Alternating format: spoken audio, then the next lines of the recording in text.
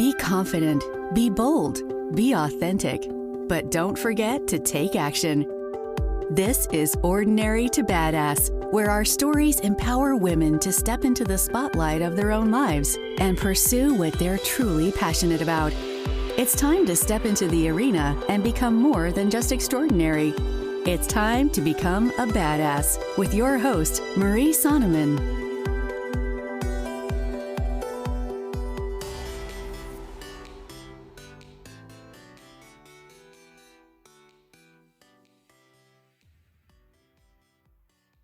Welcome to Ordinary to Badass, episode number 135.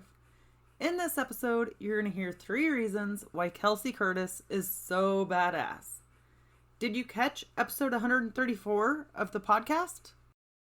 If not, definitely go back and listen. Kelsey is super funny. You're going to love to hear from her and such a storyteller. She's so good at telling stories. So go back and listen, but if you're short on time, then go ahead and listen to this and then see if it piques your interest and go back and listen to Kelsey after that if this episode piques your interest, which I know it will. All right. So Kelsey, just in case you need a quick rundown, is the author of The Connection Method. She helps leaders stand confidently in their business and branding education, and she does branding photography. And also, of course, she's on this podcast. She's a total badass. Switching gears here. Have you signed up for the Gather and Plan 2021 retreat, or GAP retreat as I'm calling it? It's so amazing. Seriously, I cannot wait for this thing to get out because it's going to be so much fun. Let's talk a long weekend in Orlando, Florida with your girls, and it's going to be a women's only retreat, and we're going to have so much fun. We're going to plan out the rest of 2021, and we're going to talk about health, your personal finances, as well as relationships. So you're not going to want to miss this. Like, it's going to be so epic. I don't do things small. I don't do things simple. I absolutely provide value. I know that you're going to love this. So bring a friend and come, or just show up by yourself. This is a women's only retreat, but it is going to be so much fun. I know that you're going to find so much value from it and walk away a different woman. It's going to be epic. So if you want to join the Gather and Plan retreat or just find out more details about it, go to the link that's going to be in the show notes or going to be in the podcast notes and check it out. See what you think. It's going to be so amazing. And if you have questions, hit me up on Instagram at Ordinary to Badass. Seriously, you're not going to want to miss this. It's going to be so amazing. This is their first retreat. So you're going to experience the goodness and also get it at a great price. All right, now let's get to the episode with Kelsey.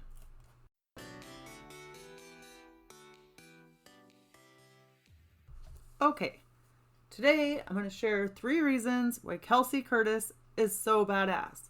Now, if you hear crazy panting in the background, I gotta tell you, it's 90 degrees here in Washington and it has been hot. It's been a hot summer, especially for Washington, and humid, which isn't typical. But it's not me doing the panting. I know I don't have air conditioning, but I swear it's not me. It's my dog Kono, who is a husky. And so I'm letting him sit in this room. He likes to sit by me. Both my dogs do. But yeah, that's where the pantings come from. So excuse me for the panting in the background if you hear it. Or the pitter patter of little paws like you just heard from the little one Bailey. All right, let's get to the episode already. 3 reasons why Kelsey Kurtis is so badass.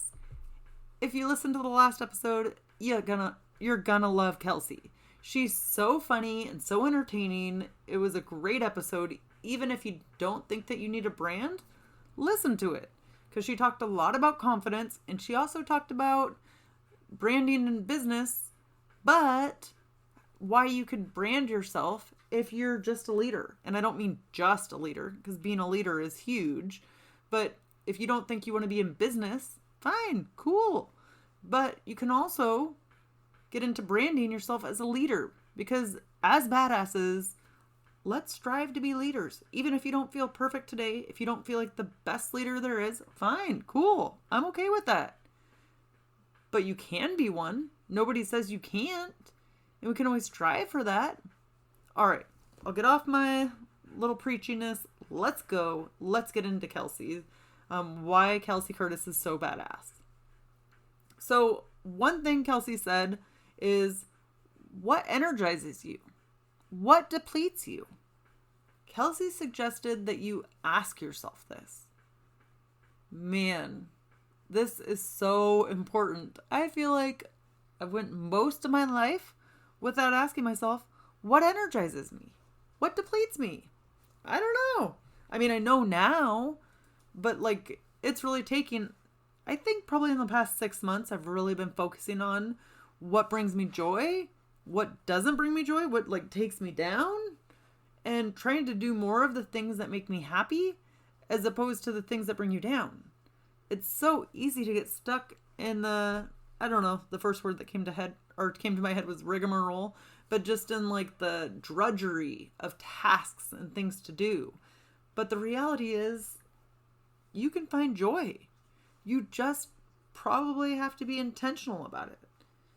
So, I'm asking you, what energizes you? I would urge you to write it down, because Kelsey mentioned this several times throughout the interview. Write it down. Make sure that it's something you can come back to. If you're not writing it down, you probably won't remember it. So, what energizes you? And then on the flip side, what brings you joy? Or I'm sorry, nope, ignore that. What depletes you? You might hate cleaning your house. Absolutely hate it. So maybe you hire a house cleaner. Or maybe mowing your lawn depletes you and you don't want to do that anymore. Can you pay a kid around the corner or a kid in the neighborhood to mow your lawn? Or pay your kid or have your kid do it? You don't always have to do these things that absolutely deplete you. Your time, your money might be better spent elsewhere. So really write down and focus on the things that energize you and the things that deplete you. So as far as like what energizes you goes, Kelsey had said, look at the jobs, tasks, locations, those type of things to figure out what energizes you. And what peeps or opportunities energize you. I said peeps. People, whatever. You know what I meant, right? But if there's certain people that energize you or support you and make you feel good, why the heck wouldn't you want to be around them more? If there are people that deplete you or just drain you of energy and you feel crummy around them, can you limit your time around them? Maybe you don't have to hang out with them all the time, right? So write down the people that energize you and the people that deplete you. That's just as important. What opportunities excite you? Which ones don't? Try to find a way to do more of the things that excite you and less of the things that don't. So I think that was so badass that Kelsey says to look at what energizes you and what depletes you. My friend, it is time to be intentional. This is your life. You can go through it doing things that energize you with a little amount of things that deplete you, or you can go through doing all the things that deplete you and nothing that energizes you. It is your choice. And I'm telling you from my experience, you really have to be intentional about making the things happen that energize you. And if you don't, they're just not going to happen. But it's up to you. The choice is yours. All right, let's get to number 2. Kelsey said, consistency breeds confidence. I loved this. You just don't know. Maybe you do. If you've been with me for a minute or you've been on the OTB podcast for a minute, you probably know. I always say that consistency and being consistent and being persistent is what leads to confidence. Like, you have to consistently show up, right? You don't usually just get confidence overnight. You have to do something over and over and over. And be persistent about it. Don't give up right away, or don't give up just because it gets hard. Apparently I cannot talk tonight, so bear with me. Kelsey said consistency can take hold, and you can move from floating around and second guessing yourself or feeling scattered and actually plant your feet on the ground and say, this is me, take it or leave it. Seriously, what better feeling is there than that? I don't know. I don't know that there's a better feeling than just feeling secure in who you are and what you have accomplished or what you're capable of. And yeah, so part of that's having your feet on the ground. But you got to consistently show up for yourself. That's so important. So don't be afraid to fail and then consistently get back up again. Consistently do the work. Who cares if you mess up along the way? That is part of the process. That's what makes a badass. The person who fails, gets back up each and every time, keeps getting back up, and learns from her experiences. That makes you a badass. And you know what? Maybe we've got it wrong this whole time. We keep giving the winners medals. Maybe we should be giving the people who fail medals. Because it's the people who fail and get back up and try again that are freaking badass. It's not the easy win, but, and don't get me wrong, sometimes there are easy wins. I'm not trying to take away from that. But we forget that during the struggle, during the things that are hard for us that we overcome, that's what makes us the badass, not necessarily the big event. So for example, when I was running a marathon, I heard this and I 100% did not believe it, but I heard, okay, your training runs are going to be way more important than the marathon ever could be. And it's true. I did not believe it. But the training runs were so stinking hard, especially as I got up in the upper miles. It was really, really hard. And so I felt like crying, which wasn't typical for me at the time. And I was like, oh my gosh, this is so stinking hard. But it was the mental fortitude or the mental toughness to keep on going. Right? And if I had just given up on the training run, where would that have gotten me? So yeah, a lot of times it is the steps along the way, the steps you keep taking, the failures you make along the way to your big goal that really show how it's going to end up, or that like make it meaningful, make it impactful, that make it memorable for you. So don't be afraid to fail. Who cares? Don't even be like, why are we embarrassed by it? Why? Some of like the most epic people out there, some of the most successful people out there, fail. They just keep tweaking, keep trying again. Look at Albert Einstein. How many times did he try and fail with creating the light bulb? He had to try over and over and over again.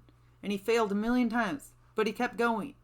So, seriously, sorry if I went off on a little tangent there. Well, sorry, not sorry. But it's important. Be consistent. That will give you the confidence. That will give you the confidence to be the next creator of the next light bulb or whatever version it's going to be of that. I'm just saying.